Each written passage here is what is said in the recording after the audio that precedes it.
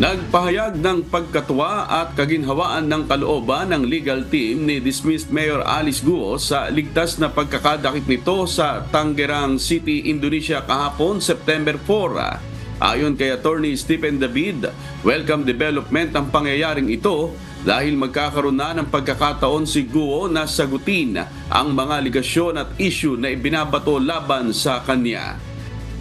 Bagamat nag-aalala sa kalusugan at kaligtasan ng dating alkalde, naniniwala si Attorney David na matapang pa ring haharapin ni Guo ang mga nakasampang kaso laban sa kanya. Nananawagan din ito sa publiko na iwasang magbitaw ng mga malisyosong komento at magsalita ng mga akusasyong walang batayan laban kay Guo dahil ayon anya sa konstitusyon ay may tuturing pa ring inosente ang kanyang kliyente hanggang walang napatutunayang kaso laban dito.